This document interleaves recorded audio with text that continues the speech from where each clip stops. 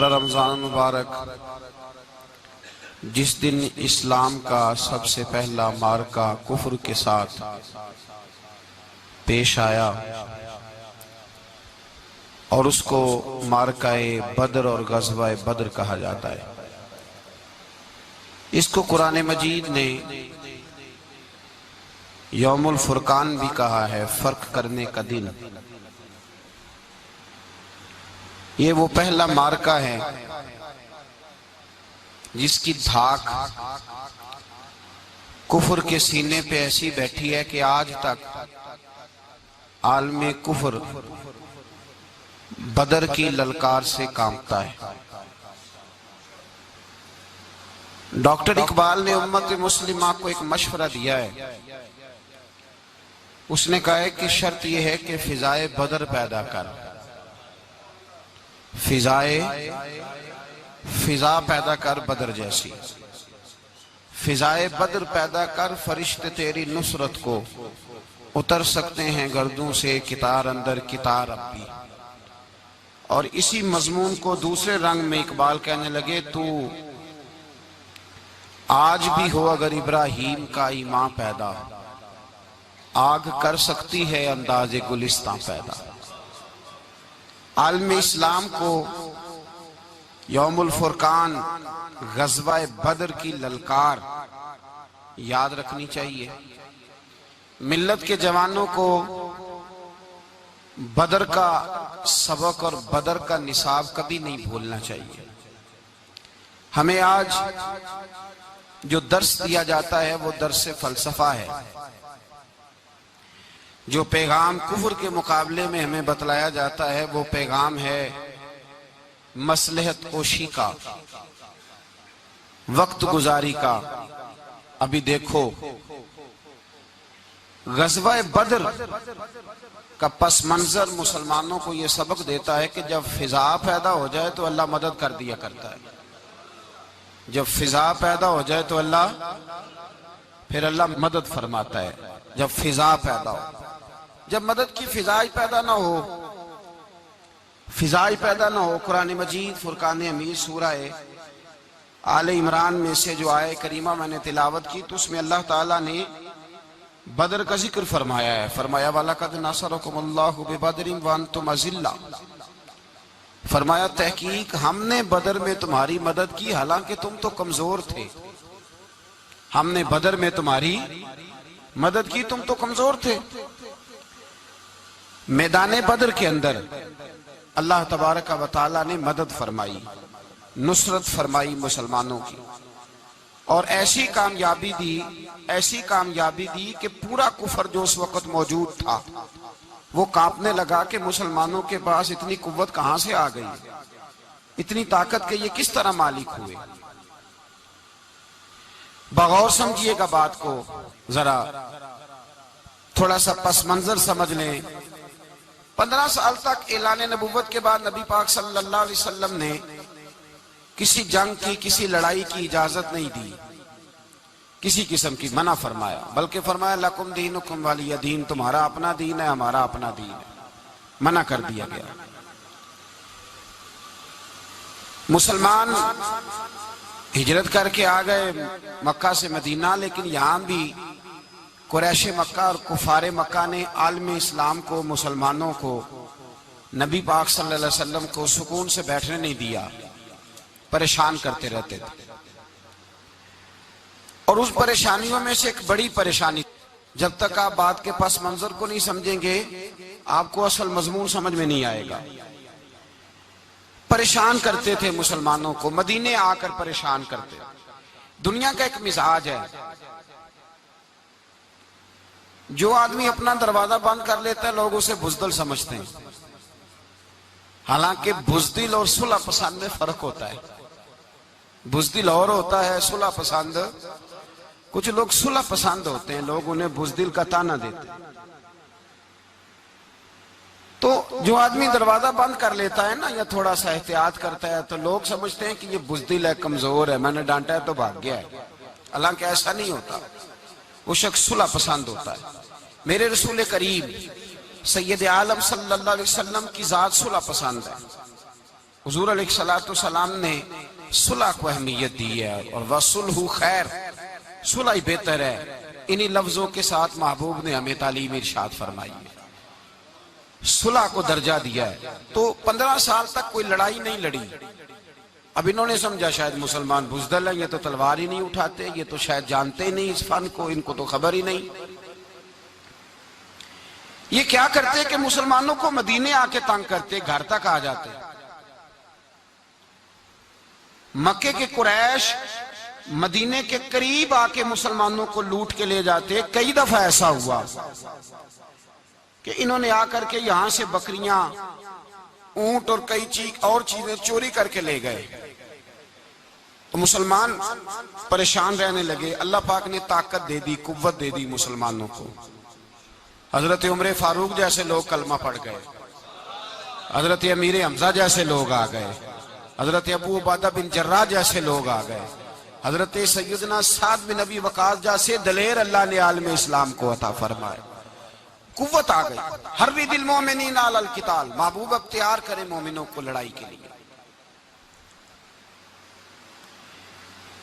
ایک قافلہ آ رہا تھا، ابو سفیان مال لے کے ایک سفر پہ نکلا ہوا تھا، اس میں قریش کے سارے لوگوں کا مال تھا۔ اس زمانے میں بھی پارٹنر بن کے کاروبار ہوتا تھا، سارے مکے والے ایک بندے کوئی مال دے کے بھیج دیتے تھے، میرا بھی بیچ آنا، میرا بھی بیچ آنا۔ وہ سال کے بعد ایک ہی جاتا تھا، سارے جا کے۔ عرب کے جاہل معاشرے کے اندر بھی دھوکہ کرنا اور جھوٹ بولنا عیب سمجھا جاتا تھا۔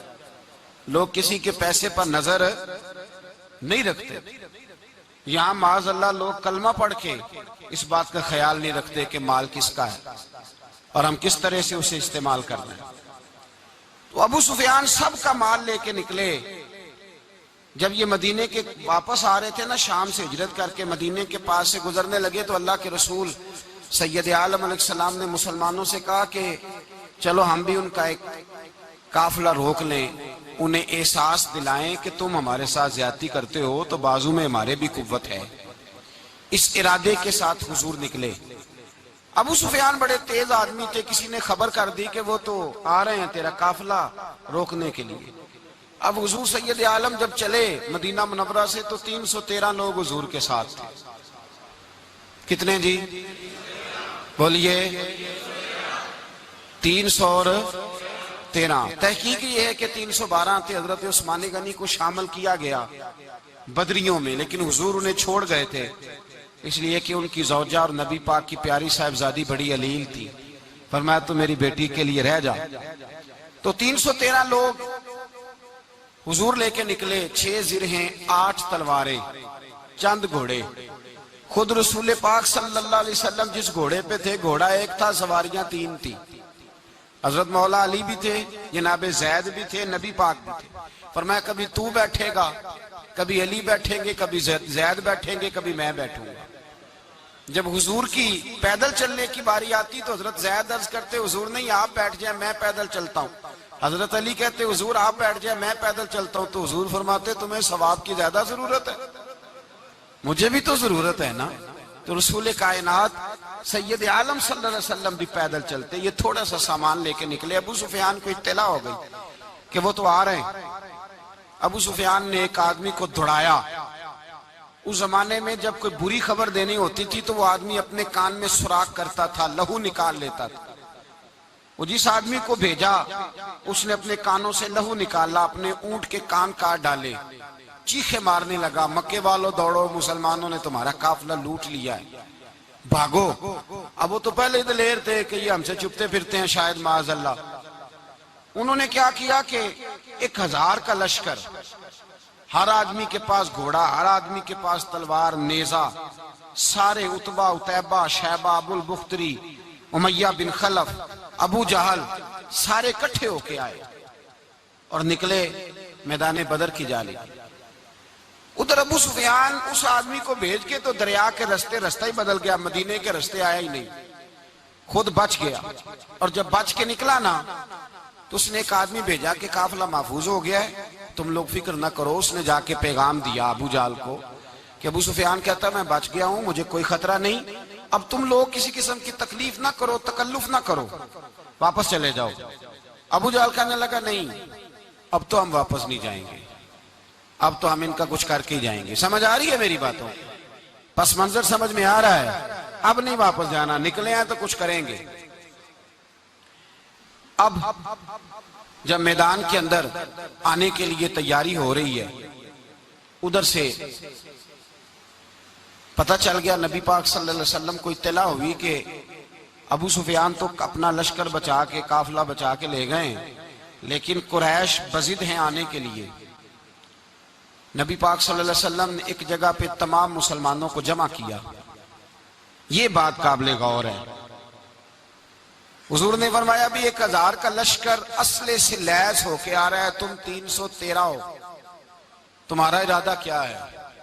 نہ تمہارے پاس زرہیں ہیں، نہ تلواریں ہیں، نہ تمہارے پاس نیزہ ہے، نہ تیر ہے، کیا کرنا ہے؟ صحابہ کرام علیہم رضوان فرماتے ہیں جب نبی پاک صلی اللہ تعالی علیہ وسلم نے مشورہ لیا نا، تو سب سے پہلے جو شخصیت اٹھی وہ حضرت ابوبکر صدیق کی ذات تھی۔ جناب صدیق اکبر اٹھے، عرض کرنے لگے محبوبہ بات ہی کوئی نہیں، آپ حکم کریں، ہم تو بڑی دیر سے تیار بیٹھے۔ حضرت عمر کہنے لگے حضور میں تو تھک گیا ہوں انتظار کر کر کے۔ اور شیر خدا مولا کائنات علی المرتضیٰ رضی اللہ تعالیٰ عنہ کہنے لگے محبوبہ زنگ لگ گیا میری تلوار کو، زنگ لگ گیا، کوئی موقع ملے دیواریں ہلتی رہتی ہیں اور در کانپ جاتا ہے، علی کا نام سن کے اب بھی خیبر کانپ جاتا ہے۔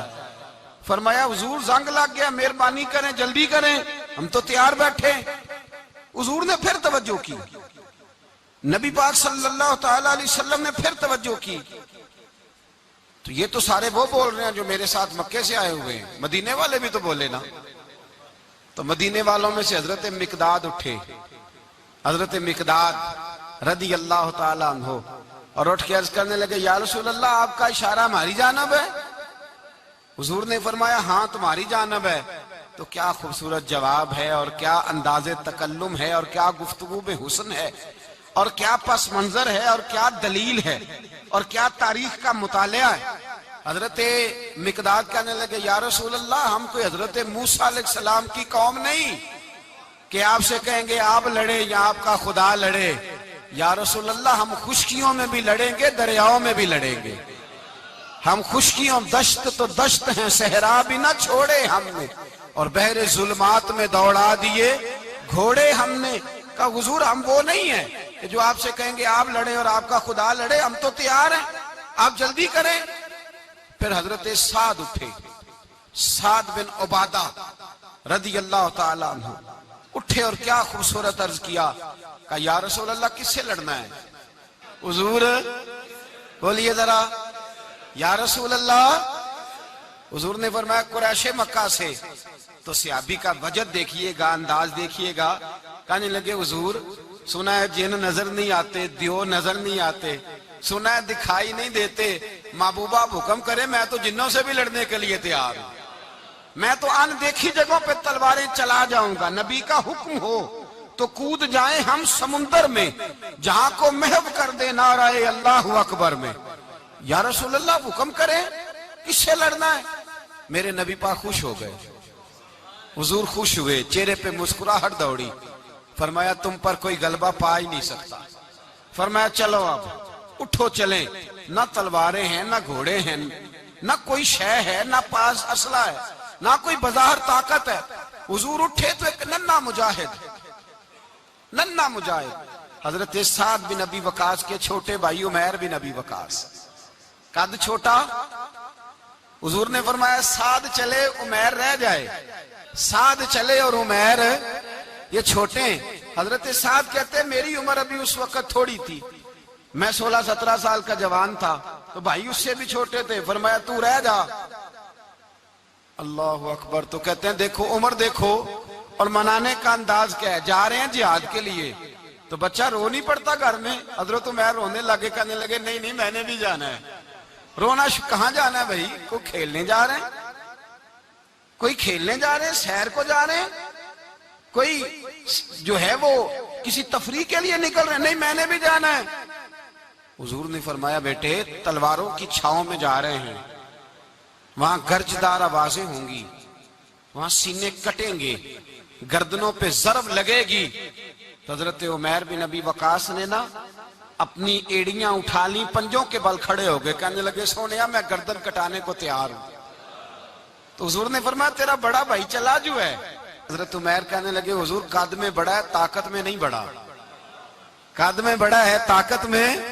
کہا یہ قد میں بڑا ہے، جسامت میں بڑا ہے، طاقت میں نہیں بڑا. حضور نے فرمایا کیسے پتا چلے گا؟ کہا حضور کشتی کرا لیں، کشتی کرا لیں. چشم فلک نے عجیب نظارے دیکھے، محبوبہ کشتی کرا لیں. حضور نے فرمایا کرو کشتی. کرا لیتے ہیں، کرو کشتی. کشتی شروع ہوئی تو سبحان اللہ کیسی عجیب اور منفرد کشتی ہے. حضرت سعد بن ابی وقاص رضی اللہ تعالیٰ عنہ کہتے ہیں میرا بھائی پہلوان کشتی سے پہلے گلے ملتے ہیں نا، تو کہتے ہیں گلے ملنے آئے تو حضرت عمیر میرے کان میں کہنے لگے تیرا تو نمبر لگ ہی گیا ہے، اور محبوب جسے قبول کر لے پھر اسے درگزر، اسے رد نہیں کرتے، تیرا تو لگ گیا ہے. تو یار چل تھوڑی دیر کے لیے گر جا بھائی، جو ہوا چل تھوڑی دیر کے لیے گر جا، میں بھی سلیکٹ ہو جاؤں گا، تیرا کیا بگڑے گا. قربان جائیں. امام زرقانی کہتے ہیں نبی پاک کی آنکھوں میں آنسو آ گئے. حضور نے بات سنی تو رو پڑے. فرمایا ہم پر بھی کوئی غلبہ پا سکتا ہے؟ جس قوم کے 14 سال کے بچے لڑنے کو تیار ہوں انہیں کوئی گرا سکتا ہے؟ تو فضائے بدر پیدا کر، فرشتے تیری نصرت کو اتر سکتے ہیں گردوں سے کتار اندر کتار. اب بھی تھوڑی دیر کے لیے بھائی آپس میں لڑے، گتھم گتھا ہوئے، پھر بڑا گر گیا، چھوٹا پشت سینے پہ سوار ہو گیا. میرے رسول پاک نے فرمایا چلو بھئی تمہارا دونوں کا جانا ہی مقبول ہو گیا ہے. چلو یہ انداز تھا. نہتے 313 بشر شوق شہادت میں. نہتے اس کو کہتے ہیں جس کے پاس اسلحہ نہ ہو. نہتے 313 بشر شوق شہادت میں نکل آئے تھے میدان میں محمد کی قیادت میں. نہ تیگ و تیر پہ تکیا، نہ خنجر پر نہ بھالے پر، بھروسہ ہے تو ایک سادی سی کالی کملی والے پر. بھروسہ ہے تو ایک سادی سی کالی، زیادہ مہنگی بھی نہیں، سادی سی کالی کملی والے پر. بھروسہ ہے تو ایک سادی سی کالی کملی والے پر. میرے مصطفیٰ کریم علیہ السلام کا لشکر میدان کی جانب، ادھر کفار جوش و خروش سے طے پایا رستے میں. ابو جہل نے کہا کہ روز ایک سردار اونٹ ذبح کرے گا، گانے گانے والی عورتیں گانے گائیں گی. بدر کی فضا دیکھ لیں، گانے والی گانے گائیں گی، روز ایک اونٹ ذبح ہوگا. شراب کے دور چلیں گے معاذ اللہ، اور مسلمانوں کے خلاف جوش پیدا کیا جائے گا. ادھر کھانے کے لیے شے کوئی نہیں، کوئی طاقت نہیں. تو یہاں کیا ہوگا؟ میرے حبیب نے فرمایا راتوں کو سجدے کریں گے، دن کو اٹھ کے اللہ اکبر کے نعرے لگائیں گے. یہاں عبادتیں ہیں، ریاضتیں. میرے رسول کریم سید عالم صلی اللہ تعالی علیہ وآلہ وسلم سے پہلے کفار پہنچ گئے. انہوں نے پہنچ کر بدر کے میدان میں قبضہ کیا. جہاں کنویں تھے سب پہ قبضہ کر لیا. جو زمین خشک تھی، ریتلی تھی، وہ چھوڑ دی، اور جو زمین ہموار تھی اس پہ قبضہ کر لیا. جب نبی پاک صلی اللہ علیہ وسلم تشریف لے کر کے گئے تو ریتلی زمین، تپتی ہوئے صحرا. 17 رمضان کا دن صحابہ نے روزے رکھے ہوئے، روزے رکھے ہوئے صحابہ نے کیا کیا ہوا ہے؟ کیا کرنے گئے؟ پکی گل لے تو یہ بولے تھوڑے ہو نا، میں کہ شاید کچھ حق ہوئے. کیا کرنے گئے تھے؟ روزہ رکھ کے. اللہ خیر ہی کرے. ہمارے یہاں تو روز نیا بہانہ ہوتا ہے، کہتے میں کام تے جانا، میرا تو نہیں نہ بنتا. روز نیا بہانہ ہے، کہتے نہیں میں تو مزدور آدمی ہوں. کس طرح کی بات کرتے ہو؟ اللہ نے فرض کیا ہے تو اس کا مطلب ہے کہ گزارا ہو سکتا ہے، چل سکتا ہے، تبھی تو فرض کیا ہے. حضور نے فرمایا روزے کھول دو بھائی، پر کون کھولے؟ کوئی نہیں تیار. اب اللہ کے رسول نے خود گھوڑے کے اوپر بیٹھ کر کھجور کھائی دوپہر کے وقت. جب حضور نے کھولا تو تب سب نے کھولا. 17 رمضان نبی پاک صلی اللہ علیہ وسلم کے آنے سے پہلے انہوں نے کنووں پہ بھی قبضہ کر لیا، ہموار زمین. حضور آئے تو ریتلی زمین ملی، وہیں صحابہ نے ڈیرے لگائے. اب پانی کوئی نہیں، کوئی شے نہیں، تپتا ہوا صحرا، اوپر سے سورج گرمی برسا رہا ہے. حفیظ جلندری کہتے ہیں کہ زمین دعا مانگنے لگ گئی.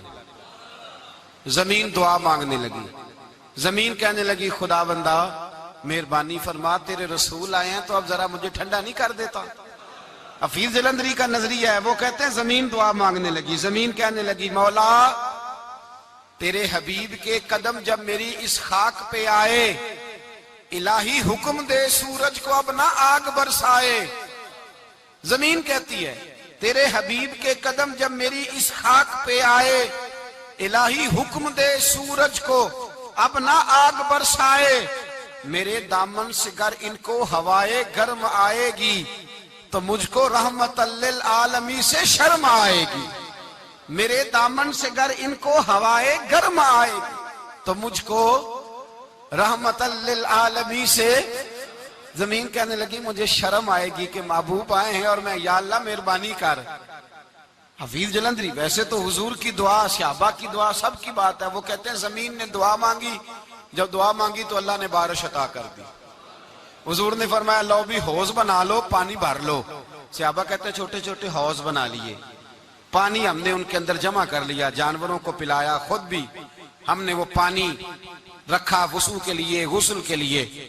فرماتے ہیں اب ریتلی زمین تھی تو سمجھ لیں بارش پڑنے سے پکی ہو گئی، ان کی جانب کیچڑ ہو گیا، پانی ختم ہو گیا، کافروں کی طرف ختم ہو گیا. یہاں حالات اس طرح کے ہیں کہ یہاں پانی جمع ہے، وہاں ختم ہوا.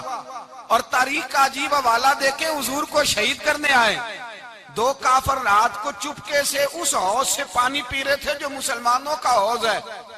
ایک صحابی کہنے لگے حضور کافر پانی پی رہے ہمارے حوض سے، ماروں؟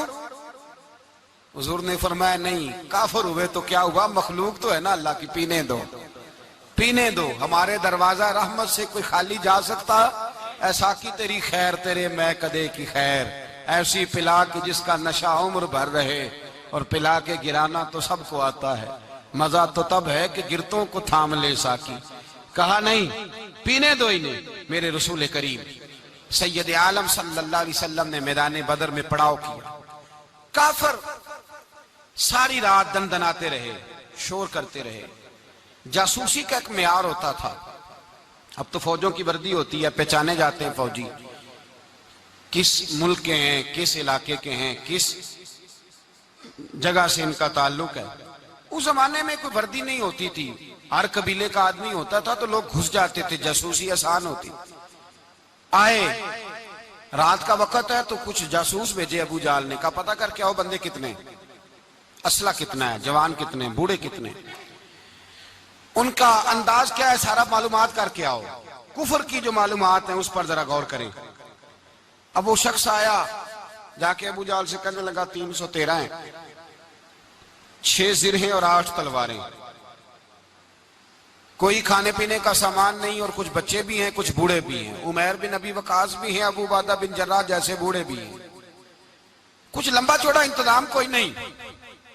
ابو جہل بڑا کھل کھلا کے ہنسا. جاسوس واپس آئے نا تو کھل کھلا کے ہنسا، کہنے لگا اس طرح کرو کہ جنگ کرنے کی ضرورت نہیں، انہیں نا صبح سب کو گھوڑوں کی پشتوں پہ باندھ کے نا تو لے چلتے ہیں مکے، وہاں جا کے دیکھیں گے ان کا کیا کرنا ہے.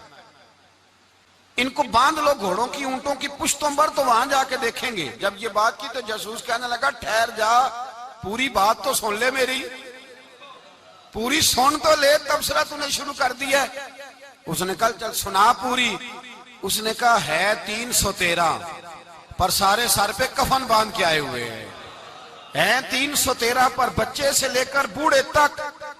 میں جس کو پاس بھی گیا ہوں وہ مسلح پہ بیٹھا ہے اور شہادت کی دعا مانگ رہا ہے. مسلح پہ شہادت ہے مطلوب مقصود مومن، نہ مال غنیمت نہ کشور کشائی. ہیں تھوڑے پر آئے مرنے ہیں، جان دینے آئے ہیں، واپس جانے کا ارادہ کوئی نہیں کسی کا بھی. آئے سارے حضور کے نام پر قربان ہونے. ابو جہل ساری رات شراب پیتا رہا. مغویہ گانے گانے والی عورتیں ساری رات گانے گاتی رہیں. اور ادھر انداز بڑا نرالا ہے. حضرت ابو بکر صدیق رضی اللہ تعالیٰ عنہ فرماتے ہیں کہ صحابہ نے مشورہ کیا کہ نبی پاک صلی اللہ تعالیٰ علیہ وسلم کی طرف سب سے پہلے توجہ کریں گے کافر. حضور کے لیے کسی محفوظ جگہ کا بندوبست کیا جائے. ایک چھپر، ایک عریش، ایک جھونپڑی پہاڑ کے اوپر بنا دی گئی حضور کے لیے. مولا علی شیر خدا خود فرماتے ہیں کہتے ہیں سب سے مشکل کام اس جھونپڑی کی حفاظت کرنا تھا، اس چھپر کی عریش کی جس میں حضور تھے۔ جب نبی پاک نے فرمایا نا میرا پہرا کون دے گا، تو کہتے ہیں ابوبکر صدیق تلوار لے کے کھڑے ہو گئے، کہنے لگے سونیا ضرورت ہی کوئی نہیں، میں جو حاضر ہوں۔ تو حضرت علی فرمایا کرتے تھے بتاؤ جو فرعون کے سامنے کھڑے ہوئے وہ زیادہ دلیر تھے یا ابو جہل کے سامنے جو کھڑے ہوئے دلیر ہیں؟ تو حضرت ابوبکر صدیق فرماتے میں پہرے پہ تھا، کافر شرابیں پی رہے تھے اور نبی پاک ساری رات عبادت کرتے رہے، ساری رات حضور نے رو کے گزار دی۔ کہا اے اللہ، کیا لفظوں میں حسن ہے، کہ اے اللہ میرے پاس یہ 313 کل تھے میں لے کے آ گیا ہوں، اگر آج یہ ختم ہو گئے تو بتا قیامت تک کون تیری عبادت کرے گا؟ اے اللہ یہ 313 ہی تھے جو میں لے آیا، مہربانی فرما۔ ساری رات دعا ہوتی رہی، ساری رات حضور دعا کرتے رہے۔ پہلے حکم آیا کہ 1000 فرشتہ بھیجا ہے، پھر اے محبوب چل 3000 بھیجے، پھر اللہ نے کہا محبوب میں نے 5000 بھیجے ہیں۔ حضرت علامہ ہزاروی کہا کرتے تھے کہ نہیں، رب کریم نے فرمایا 5000 بھیجے ہیں، تو محبوب نے کہا نہیں نہیں مولا اس طرح نہیں، میرے فرشتے نہ بھیج، تیرا وعدہ تھا میں بھی آؤں گا، تیرا وعدہ تھا میں بھی آؤں گا۔ اور وہ اپنے انداز میں فرمایا کرتے تھے سانو کل کے وچ میدان بدر تے آپوں بہ رہے ہیں یار کنارے آتے، تیرا وعدہ تھا میں بھی آؤں گا۔ تو پھر حکم ہوا قرآن میں انی معکم، محبوب میں بھی تیرے ساتھ ہی ہوں، محبوب میں بھی تیرے، خدا خود میر مجلس بود۔ سارے بولیے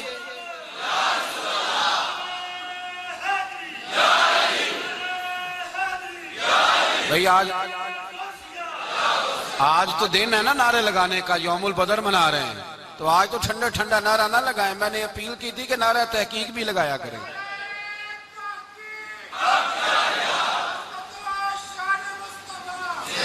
تو بھائی یہ یاد رکھیں، سمجھے اس بات۔ فرمایا حضرت ابوبکر صدیق فرماتے ہیں پہلے 1000 پھر 3000 پھر 5000 فرشتے آئے، اور جوک در جوک فرشتے آئے۔ کہتے ہیں سرکار ساری رات روتے رہے، ساری رات، تیرے صرف اسلحے سے ہی اللہ کی مدد نہیں آئے گی، تو نے ایٹم بم بنا لیا اور توفیق عید کی نماز کی بھی نہیں، اس سے تھوڑی مدد آئے گی۔ میرے مصطفیٰ کریم سید عالم صلی اللہ علیہ وسلم نے فرمایا، امت کو درس دیا، اسلحہ بھی جمع کرنا، طاقت بھی اکٹھی کرنا، صفیں بھی بنانا، اپنے اندر اتحاد بھی پیدا کرنا، لیکن اگر تم نے کفر پر غلبہ حاصل کرنا ہے تو اس کے لیے خدائی مدد کی ضرورت ہوگی۔ اگر تم سے اللہ کی مدد روٹھ گئی تو پھر جتنے مرضی اسلحے جمع کرتے پھرو، جتنی مرضی طاقتیں اکٹھی کرتے پھرو، پھر جس قدر مرضی تم ایٹم بم بناتے پھرو، جب خدائی مدد ہی تمہارے ساتھ نہیں تو کیسے نظام چلے؟ تو حضرت ابوبکر صدیق فرماتے ہیں ساری رات، حتیٰ کہ میں بے چین ہو گیا، حضور سجدے میں تھے تو میں حضور کے اوپر لیٹ گیا، میں نے کہا محبوب بس کریں، اٹھ کے دیکھے تو صحیح میرے اللہ نے کتنی مدد نازل فرما دی ہے۔ صبح رسول پاک تشریف لائے، صحیح مسلم، ابو داؤد، کتابوں کے نام یاد رہیں گے۔ حضرت انس بن مالک حدیث کے راوی ہیں، کہتے ہیں حضور اٹھے اور ایک دن پہلے چھڑی لے کے میدان میں آئے، ایک دن پہلے اٹھے، دیکھو میرے محبوب کے علم کی شان۔ میرے اعلیٰ حضرت فرماتے ہیں اور کوئی غیب تم سے نہا ہو بھلا جب خدا ہی نہ چھپا رہا، اور کوئی غیب تم سے نہا ہو بھلا جب خدا ہی نہ چھپا رہا، تم پر کروڑوں درود۔ اور ہمارے ایک شیخ تھے علامہ تحسین رضا صاحب رحمۃ اللہ علیہ، ان کا بڑا خوبصورت شعر ہے، وہ فرمایا کرتے تھے علم غیب رسول کے منکر اس حقیقت کو بھول جاتے ہیں، غیب مانا کہ راز ہے لیکن راز اپنوں سے کب چھپاتے ہیں، راز مانا، غیب مانا کہ راز ہے لیکن راز اپنوں سے کب چھپاتے ہیں۔ ایک دن پہلے حضور میدان میں آئے، صحیح مسلم کی حدیث ہے، اور محبوب پاک صلی اللہ علیہ وسلم کے دست مبارک میں چھڑی ہے۔ حضرت انس کہتے ہیں حضور میدان میں آئے اور حضور نے لکیر کھینچی، فرمایا کل یہاں ابو جہل مرے گا۔ کب مرے گا؟ یہاں مرے گا۔ فرمایا یہاں عتبہ مرے گا، یہاں عتبہ مرے گا، یہاں ولید مرے گا۔ حضرت انس فرماتے ہیں میری لکیروں پہ نظر تھی، لوگ جنگ لڑتے رہے، میں لکیریں دیکھتا رہا، اللہ کی عزت کی قسم جہاں حضور نے چھڑی رکھی تھی جو مرا وہیں آ کے مرا ہے، جو مرا ہے وہیں آ کے، جو دن کو کہہ دیا دن ہے تو دن نکل آیا، جو شب کو کہہ دیا شب ہے تو رات ہو کے رہی۔ خدا نے ان کی زبان کو وہ اختیار دیا، جو نکلی منہ سے ان کے وہ بات ہو کے رہی۔ فرمایا جہاں حضور نے چھڑی رکھی تھی جو مرا ہے وہیں آ کے مرا ہے میرے رسول کریم سید عالم صلی اللہ تعالی علیہ وسلم نے اگلے دن صبح اٹھ کے صف بندی بنوائی۔ حضور نے اپنے ہاتھ کے اندر چھڑی لے لی، فرمایا چلو ابھی صفیں سیدھی کرو۔ کیا کرو؟ کرانی چاہیے نا صفیں سیدھی، ہمیں کر بھی لینی چاہیے نا۔ حضور نے فرمایا تم صفیں سیدھی کرو، اللہ تمہارے دل سیدھے کر دے گا۔ تو یہاں سیدھے کرانے والے ہوتے ہیں، کرنے والا۔ اور میرے نبی پاک صلی اللہ علیہ وسلم نے فرمایا جب تم نماز کے لیے صفیں سیدھی کرتے ہو تو رب تو تمہیں دیکھ کے مسکراتا ہے، جو اس کی شان کے لائق ہے۔ حضور صفیں سیدھی کرا رہے تھے۔ حضرت سواد انصاری ایک صحابی تھے تو پیٹ ان کا بڑا تھا، حضور نے چھڑی رکھی، فرمایا پیچھے ہٹ تھوڑا سا، بڑا پیٹ تھا۔ چھڑی لگائی نہ تو کہنے لگے حضور کیوں ماری ہے چھڑی آپ نے مجھے؟ نبی پاک صلی اللہ علیہ وسلم نے فرمایا چل ناراض نہ ہو، بدلہ لے لے۔ کہنے لگے لائیں دے بدلہ۔ حضور نے چھڑی پکڑائی تو کہنے لگے کپڑا ہٹائیں۔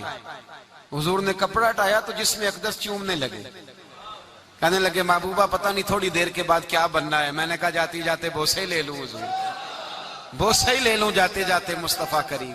اور یہ واقعات کئی صحابہ کے، حضرت عکاشہ بن محسن کا بھی ہے اور بھی کئی لوگوں کا۔ میرے رسول پاک علیہ السلام میدان بدر میں، بدر کی فضا عرض کر رہا ہوں، دو صحابی تھے، ایک کا نام حضرت حذیفہ بن یمان اور ایک کا نام حضرت حسیل۔ یہ دو صحابی ہیں رسول پاک صلی اللہ علیہ وسلم۔ یہ کہیں سے آ رہے تھے واپس، ابو جہل کی ملاقات ہو گئی۔ جنگ میں جا رہے ہو، اپنے نبی کے لیے آئے ہو، مدد کرو گے؟ انہوں نے کہا نہیں ہم تو ویسے ہی آ رہے تھے۔ ابو جہل نے کہا اگر ویسے ہی آ رہے تھے تو ٹھیک ہے جاؤ، وعدہ کرتے ہو لڑو گے تو نہیں؟ کہا نہیں لڑیں گے۔ یہ دونوں وعدہ کر کے آ گئے حضور کے پاس، کہا یا رسول اللہ ہم نے اس سے وعدہ کر لیا ہے لیکن ہمارا ارادہ تو لڑائی کرنے کا ہے، ہمیں تو یہاں کے پتہ چلا ضرورت بڑی ہے۔ تو نبی پاک صلی اللہ علیہ وسلم نے فرمایا تم نے وعدہ کر لیا اب تم نہیں لڑو گے۔ کہا یا رسول اللہ کافر سے وعدہ کیا ہے۔ میرے نبی پاک نے فرمایا کیا تو مومن نے ہے نا۔ کس نے کیا ہے؟ اللہ اکبر۔ کوئی وعدوں کی پاسداری نہیں کرتا۔ میدان بدر میں جہاں ایک ایک فرد کی ضرورت ہے، ایک ایک فرد کی، وہاں رسول پاک نے فرمایا مومن نے وعدہ کیا ہے لہذا ہم دو مجاہد کاٹتے ہیں۔ فرمایا تم بیٹھ جاؤ تم نہیں لڑو گے۔ اب دونوں لشکر آمنے سامنے ہوئے، آمنے سامنے۔ سب سے پہلے آنے والوں میں سے ادھر سے ولید آیا، عتبہ آیا، اس کا بھائی شیبہ آیا، یہ تین آئے۔ کہنے لگے حضور ہمارے مقابلے میں بھیجے۔ نبی پاک نے انصار میں سے بھیجا، کہنے لگے یہ نہیں ہمیں چاہیے، ہمارے مقابلے میں قریشی اور ہاشمی بھیجو۔ برادری کا بڑا شوق تھا نا قریشی۔ حضور نے فرمایا چلو تمہارا جلدی مرنے کا ارادہ ہے تو بھیج دیتے، ٹھیک ہے تمہارے پائے کے بھیج دیتے ہیں۔ حضور نے فرمایا چلو امیر حمزہ اٹھو۔ حضرت امیر حمزہ اسد اللہ و رسولہ اٹھ کے کھڑے ہو گئے۔ فرمایا چلو علی آپ بھی اٹھو۔ شیر خدا تو یوں اٹھے کہ جیسے پہلے سے ہی کھڑے تھے۔ حضور نے فرمایا چلو ابو عبادہ بھی اٹھے، تینوں صحابی اٹھے۔ حضرت عبادہ ذرا بوڑھے تھے، ان کے لیے تھوڑا مشکل ہوا دشمن کو سنبھالنا، باقی تو دونوں نے کاٹ کے رکھ دیے دشمن۔ اور حضرت علی رضی اللہ تعالیٰ نے دیکھا نا جناب عبادہ ذرا زخمی ہو گئے، دشمن ان کا بھاری ہو رہا تو دوڑے گئے، مارا حضرت عبادہ کا دشمن بھی مارا، اور جناب ابو عبادہ کو کندھوں پہ اٹھا کے در رسول پہ لے گئے۔ کہنے لگے سونیا یا رسول اللہ آپ کے دشمن میں مار آیا ہوں، غلام بچا کے لے آیا ہوں، یہ میں لے آیا ہوں آپ کی، یہ شان ہے حضرت علی شیر خدا کرم اللہ۔ اب جنگ کا نکارہ بجا، کہاں 1000؟ ایک مرخ کہنے لگا نہیں پورا 1000 نہیں تھا، 950 تھا۔ میں کہا چل تو 900 کر لے یار، اس میں کون سی حرج والی بات ہے؟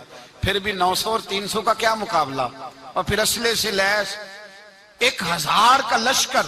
میرے رسول کائنات سرور عالم صلی اللہ علیہ وسلم جب جنگ چھڑی، امیہ بن خلف بڑا مارتا تھا حضرت بلال کو، جناب بلال کے قابو ہی آ گیا، حضرت بلال کے قابو آ گئے۔ کہنے لگا معافی مل جائے گی، معافی مل جائے گی، معافی مل جائے گی، دوڑنے لگا۔ حضرت عبد الرحمن بن عوف کہنے لگے بلال جب کوئی معافی مانگے تو دے دینی چاہیے۔ فرمایا سب کو دینی ہے، اس ظالم کو نہیں دینی۔ پکڑ کے مارا جناب سیدنا بلال حبشی رضی اللہ تعالیٰ، پکڑ کے مارا، فرمایا مجھے بڑی سزائیں دیتا تھا۔ اس امت کا فرعون ابو جہل نے ساری زندگی ستایا ہے۔ دو چھوٹے چھوٹے بچے معوذ اور معاذ، اور ان کی عمریں 17 سال سے کم بتائی جاتی ہیں، اور حسین لفظ ہیں۔ حضرت عبد الرحمن بن عوف کہتے ہیں دونوں میرے پاس آئے، اور ایک روایت میں یوں بھی انداز ہے، کہتے ہیں ایک بھائی کا قد چھوٹا تھا، تلوار اونچی تھی اس سے، اور آئے، اور یہ لفظ ہیں تاریخ میں محفوظ، آئے آ کے کہنے لگے عبد الرحمن سے چچا ابو جہل کدھر ہے؟ تو میں نے کہا تم نے کیا کرنا ہے؟ ان کا جواب پتہ کیا ہے؟ یہ نہیں کہا کہ دین کا دشمن ہے، یہ نہیں کہا بڑا ظالم ہے اس لیے مارنا ہے، کہا تم کیا کرو گے؟ تو جواب وہ شاہ نامہ اسلام نے اپنے لفظوں میں بیان کیا، کہنے لگے مریں گے۔ زیادہ یہی ہے نا کہ ہم کمزور ہیں، پوچھنے کا سٹائل یہ تھا کہ تم بچے ہو، تم نے کیا کرنا ہے؟ تو پتہ ان کا جواب کیا ہے؟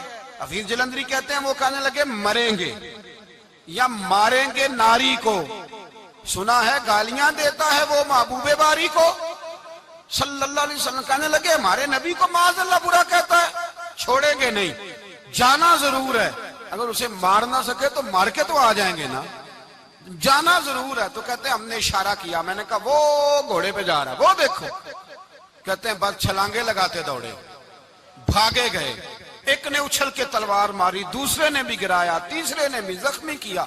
ابو جہل نے تلوار ماری تو ایک بھائی کا بازو کٹ گیا تو ہلکا سا گوشت لٹک رہا تھا، اس نے پیر رکھ کے گوشت بھی جدا کر دیا اور کاٹا ابو جہل کو۔ جب نیچے گرا تو اب عبداللہ ابن مسعود آئے، دیکھا کچھ جان باقی ہے، رسی جل گئی، بال نہیں گئے۔ حضرت عبداللہ ابن مسعود جب گلا کاٹنے لگے تو کہنے لگا ذرا نا گردن نیچے سے رکھ کے کاٹنا، گردن ذرا نیچے رکھ کے کاٹنا۔ فرمایا کیوں؟ کہنے لگا ذرا سردار ہوں، گردنوں میں پڑی گردن میری اونچی نظر آنی چاہیے، رسی جل گئی پر بال، کہنے لگا ایسا نہ ہو غلاموں میں پڑی ہو تو چودھری کی گردن لہدہ ہی نہ نظر آئے، ذرا نیچے سے رکھ کے کاٹنا۔ حضرت عبداللہ ابن مسعود رضی اللہ تعالیٰ انہوں نے گردن کو کاٹ ڈالا۔ میرے بھائی اب جنگ ختم ہونے لگی آہستہ آہستہ، دونوں بچے اپنی تلواریں لے کے در رسول پہ آئے، ایک کہنے لگا میں نے مارا ہے، دوسرا کہنے لگا حضور میں نے مارا ہے۔ حضور نے فرمایا تلواریں دکھاؤ، خون کس کو لگا ہے؟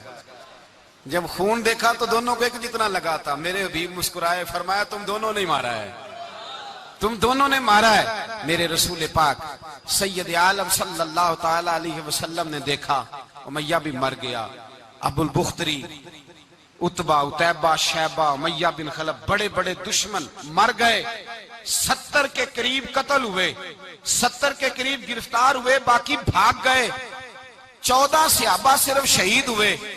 ان کے جو مر گئے نبی پاک نے کنویں کے اندر پھینک دیے، اور کنویں کے سرانے کھڑے ہو کے ذمہ داری سے، سیاستہ کی روایت عرض کر رہا ہوں ذمہ داری سے، حضور نے بدر کے کنویں پہ کھڑے ہو کے فرمایا او کافرو، او فلاں بن فلاں، او فلانے کے بیٹے فلانے، تم نے دیکھ لیا میرے رب کے وعدے کتنے سچے ہیں؟ حضرت عمر کہنے لگے حضور مردوں سے آپ باتیں کر رہے ہیں؟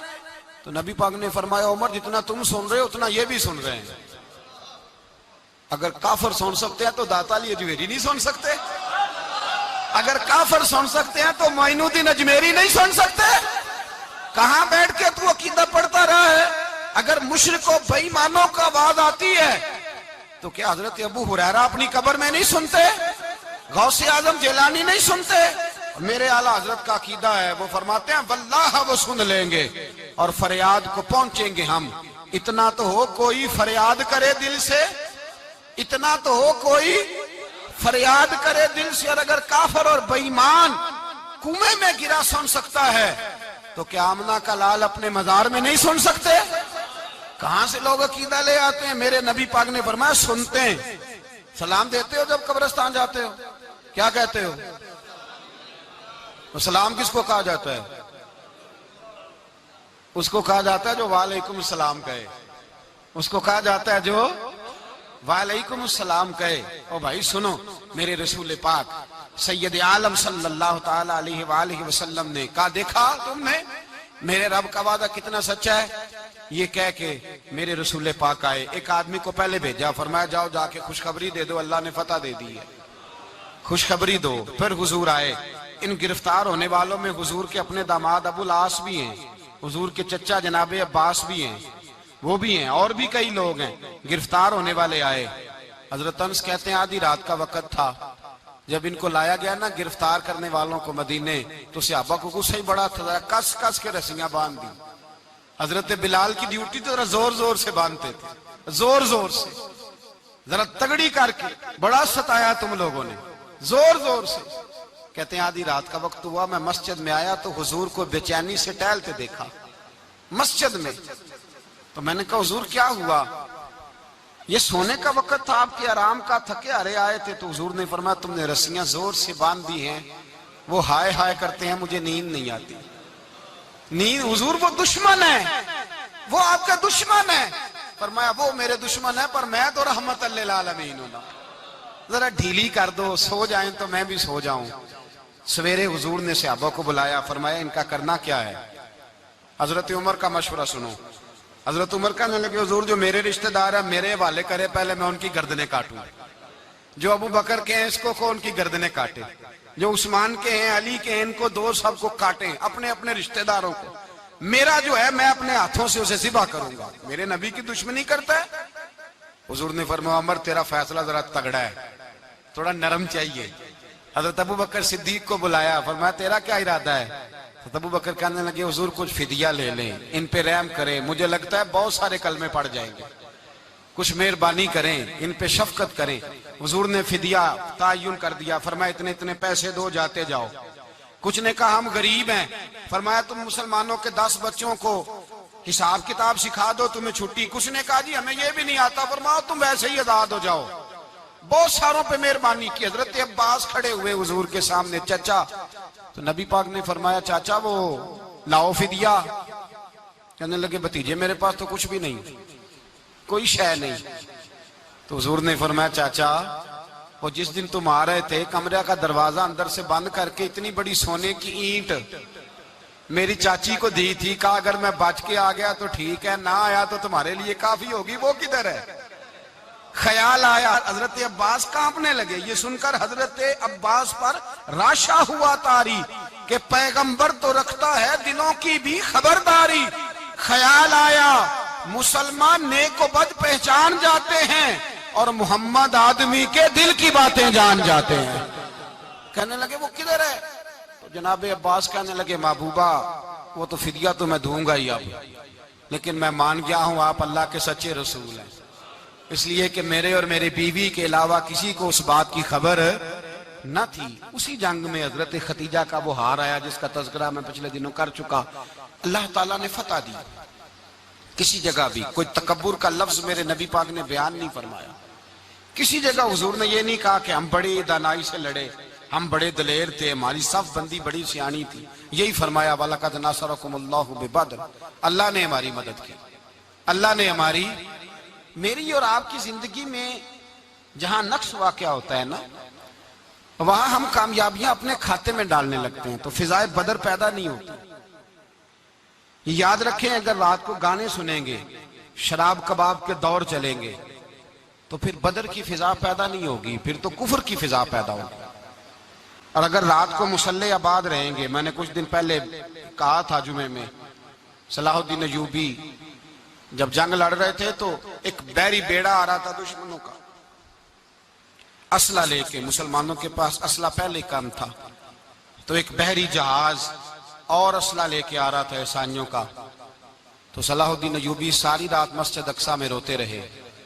سویرے ایک بزرگ ملے تو کہنے لگے، پہلے رات کو بھی ان سے دعا کے لیے کہا، پھر سویرے صلاح الدین کہنے لگے حضور دعا کرنا، مسلمان پہلے ہی کمزور ہیں اور عیسائیوں کا ایک بحری بیڑا اسلحہ لے کے اور آ رہا ہے۔ تو بزرگ کہنے لگے وہ تو بیڑا غرق ہو گیا ہے، وہ غرق ہو گیا۔ کہا کہاں غرق ہوا؟ کہنے لگے تو ساری رات روتا رہا تو تیرے آنسوؤں میں ہی غرق ہو گیا، تیرے آنسوؤں میں غرق ہو گیا، وہ اب نہیں آئے۔ کچھ دیر کے بعد خبر مل گئی واقعی ڈوب گیا ہے پانی میں۔